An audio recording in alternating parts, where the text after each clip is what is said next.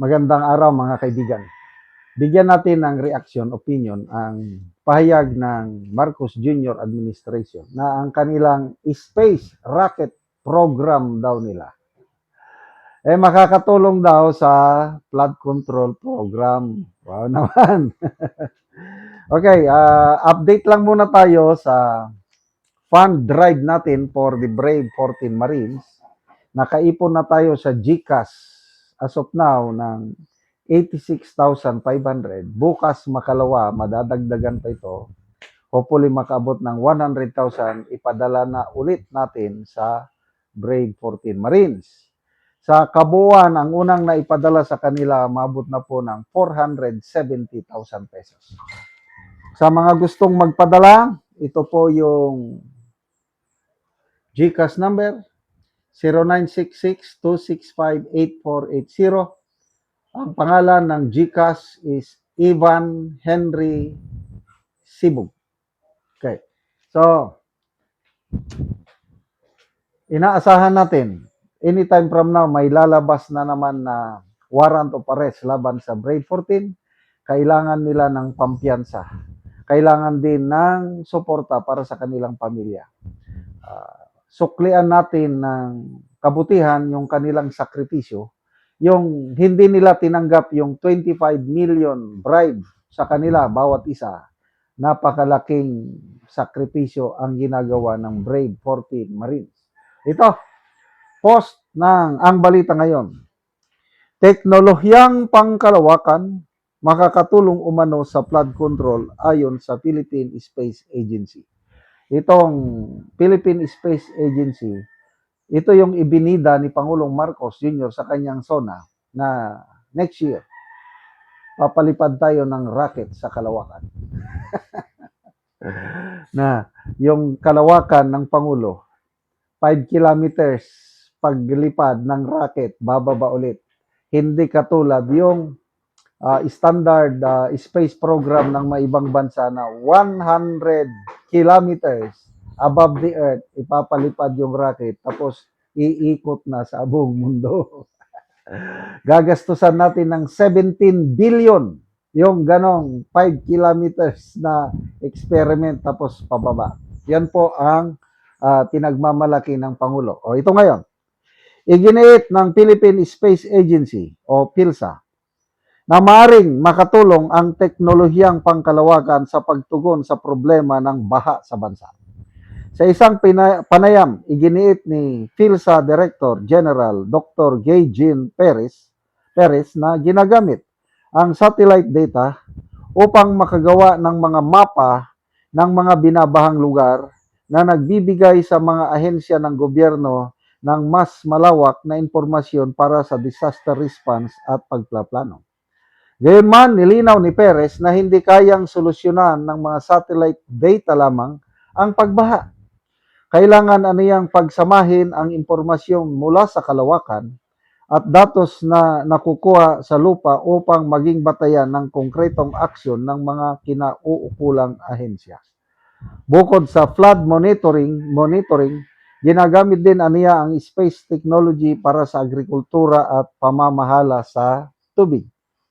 Nakikipagtulungan aniya ang PhilSA sa National Irrigation Administration upang gamitin ang satellite data sa pagplaplano at monitoring ng irrigation systems na maaari ring makatulong sa food security. Well, kailangan talaga ang satellite data. Kaya nga meron na tayo ngayon. Kailang, example, yung Pag-asa, meron na. Kailang nakisakay lang tayo sa ibang rocket, ibang bansa. Yung example, Japan, mayroon na silang space, nag-orbit, space rocket. Ang satellite ng Pag-asa, yun, nakisakay tayo sa ibang bansa. I don't know what country tayo sumakay. Meron na. So ngayon, itong PhilSA, nagbabalak na magpalipad ng sariling rocket, kailang experimental pa lang, it's a long way to go. Matagal ito. Hindi yung ipinagmamayabang ng Pangulo, akala ko, rocket ng malaki, na pupunta na outside Earth's atmosphere o yun na, space na, 100 kilometers above, and then iikot na. Akala ko ganun, hindi pala. Experimental lang. So, at least inamin niya na it's not enough yung satellite data. Kasi meron namang mga satellite data makuha mo. Mayroong tinatawag Project NOAA. Yung Project NOAA, gumagamit na rin ng satellite data. Nakikita mo saan yung mga binabahang lugar para yun ang i-priority. Kahit anong satellite data, kung ang mga mambabatas natin, kung ang mga DPWH officials, kung ang nasa executive department, same pa rin. Walang mangyari. Buslot pa rin ang bulsa ng taong bayan, mababaha pa rin tayo. It's all about leadership. Si Tatay Digong hindi siya perpekto. Kaya lang sabi niya nagtatag siya ng Presidential Anti-Corruption Commission. Tapos sabi niya, taong bayan, magsumbong kayo, 8888, isumbong niyo ang mga corrupt na opisyal. Sampalin ninyo ang mga kandyan. Ganon. So takot silang mangurakot panahon ni Tatay Digong. Although nandyan pa rin yung corruption. Itong administrasyong ito, unang executive order niya, inabolish ang Presidential Anti-Corruption Commission. Anong gagawin mo? Kaya pala, ito ang gusto nilang mangyari. Magkakaroon ng pinaka-worst na corruption sa kasaysayan ng bansa. Kaya binuwag nila yung Anti-Corruption Commission. Kaya, wag na tayong umasa. Ako, hindi na ako umasa. Sa ngayon, yung space rocket program ng Pangulo, pang ano lang yan, pampapogi lang, pang sona lang. In the years to come, maybe even beyond the term of VP Sara, pag meron na tayong matinong leadership, baka pwede pa. Sa ngayon, sige na lang, good luck na lang sa Marcos Jr. Administration sa kanyang rocket program.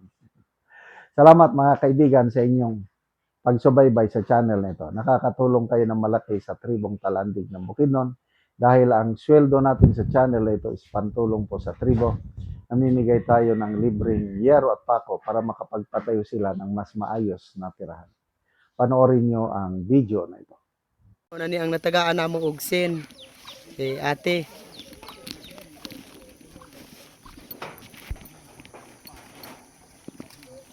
Nani ang iyang balay.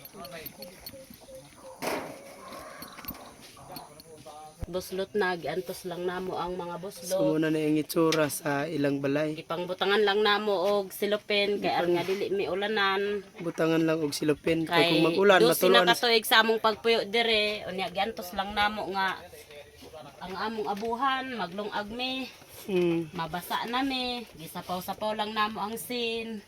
So mo na gyud na ang ilang kahimtang. Sapaw-sapaw lang daw ang sin. So, tungod sa kalisod, so wala gid sila naka ang uban ibutangan lang gani nila og sako. Sako, silopin, At aron least nga ang makaatop kay sila. luoy na gid. So karon te pila na ni katuig ang inyong balay ngani nang itsura.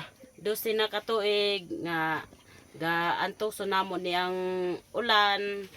Kay balaga kaon mi, galungag mi, gakabasa gyud mi, pero amo lang ginanto sa 12 ka tuig.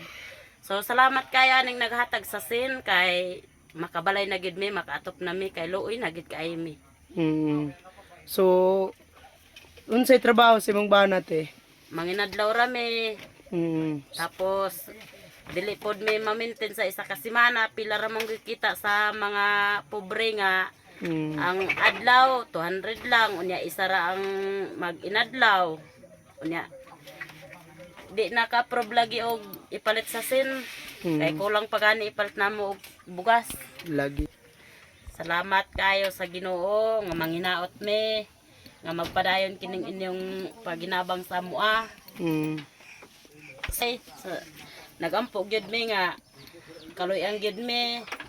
So karon nagpasalamat mi sa inyo nga gitagaan mi ninugsen, maayo na gid ang among balay, makatop nami, makuha na ni ang mga buslot, gipangbutangan lang og silupin, sako, mabasa nami kung ulan. Luoy na gid kayo, may salamat kayo. Salamat pod kaayo.